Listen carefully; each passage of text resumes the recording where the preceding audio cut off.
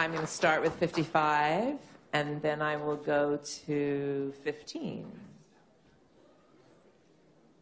We're just getting some mics. Congratulations. I work for Japanese newspaper Mainichi. You asked Kazu, a makeup artist, to work with. And why do you think his special computer graphic can't replace his work? Do I think that the computer graphic can replace his work? Yeah. I hope not. You know, the clothes, makeup and clothes are the things that are the closest thing to the actor. And they actually touch the actor.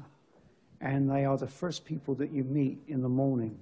And they're vital individuals that you interact with.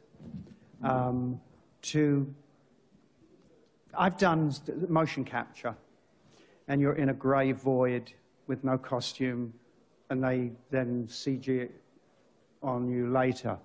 So to lose that kind of connection, you know, we worked as a team. And plus, it's always easier, I think, to throw something out because something new comes along, you know, just because you can.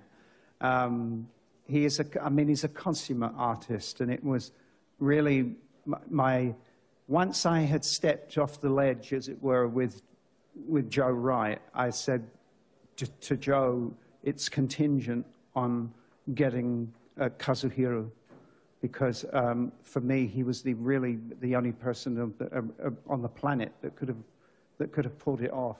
And I think he delivered. Yeah.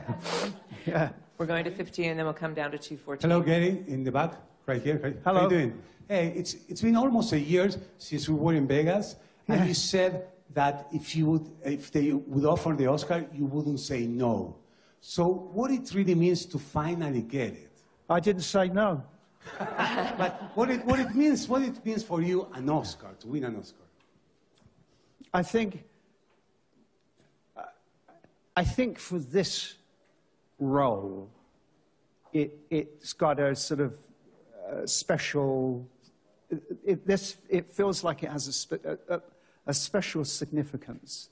I can't say what it would be like to win an Oscar in any other year, but winning an Oscar for playing arguably one of the greatest Britons who ever lived, to win it for playing Winston makes it doubly special. Does that make sense?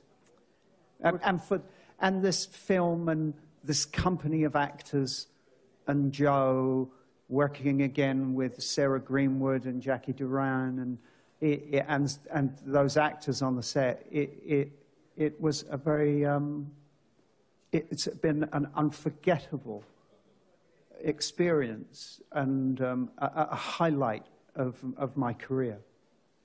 We're coming here to 214 and then back to 186. Hi, Carlos Bustamante, ET Canada here. Hello. Hi. What is it like for you meeting so many young actors and young filmmakers that have looked up to you in their youth and throughout their career and are getting to share the stage with you tonight? I think the thing that one of the lessons that I learned from John Hurt, the late John Hurt, God bless him. When I was a younger man, went to the cinema and I looked up at, you know, Albert Finney and Tom Courtenay and Alan Bates and Peter O'Toole and Alec Guinness, Peter Sellers. They were all sort of my heroes. We're links in a chain. You know, I'm thrilled for Chalamet. He's a lovely kid. I mean, he really is. He's a kid. And he is a charmer, hugely talented. And I said to him tonight, in the words of Arnie, you'll be back. You know, he's got, this is probably it for me. He's got years yet. We're going to 186, and then I'm going to wrap it up to 72. Hello. Hello. I feel like I'm playing bingo. 1 and 4. 14. 2 and 2 are 22. One Over on here. one, legs 11. Go on. Here. This movie seems to be a lot about facing up to great fears and great obstacles. Do you think people can relate to that in their lives, apart from like politics and stuff, but like on a personal level, so they connect to it in the movie? Well, we all have, I think we can all relate to, I mean, Joe has said that there's part of the movie that is about doubt. But those insecurities and fears, we do things, I think, we want to do things with the best intentions.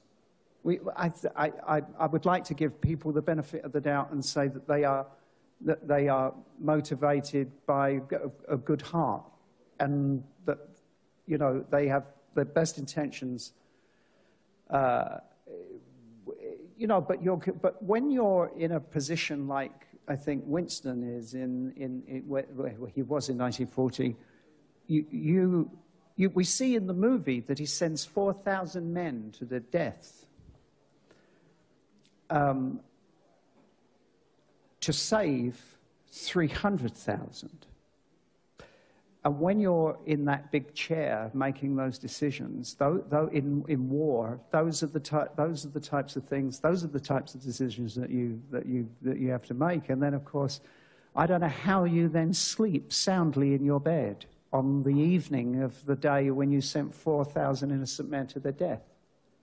But you walk in those shoes, and I think that we can all We've not to that extent, but you know, most people, I think, in the audience, they've got financial worries, or they've got children, they're trying to put kids through college, or they have illness or sickness in their family. You know, we've all got, and certainly I know that there are regrets and things, and you know, that's the worst thing you can do as an artist, is you can edit yourself and second guess. But I still sometimes have that little demon on me, that little voice talking to me, you know, like that kid, you know, Mrs. Torrance. And last question over here at 72. Hi, Gary. It's Harry Medvedev, Fandango, right here. Sorry. Right, straight down behind the cameras. Yeah. If Winston Churchill were alive today, what advice would you think he would give the leaders of the world? Oh, God, my heavens, he would probably, he would what? Maybe. Oh, my God, he would give him a good talking to, wouldn't he? What would he say? Oh. Well, none of them look at history. He was a big believer that you learned, that you looked at history to move forward. There's an interesting thing. There was a sort of survey done, and that children were asked about Winston Churchill. Not just, I'm not talking about like 9 or 10-year-olds. I'm talking about, you know, young sort of college people, and a great many of them thought that he was either a soldier in the First World War, or he was a dog in a TV commercial in Britain. And there is a TV commercial called Churchill, and it's a bulldog, and he talks.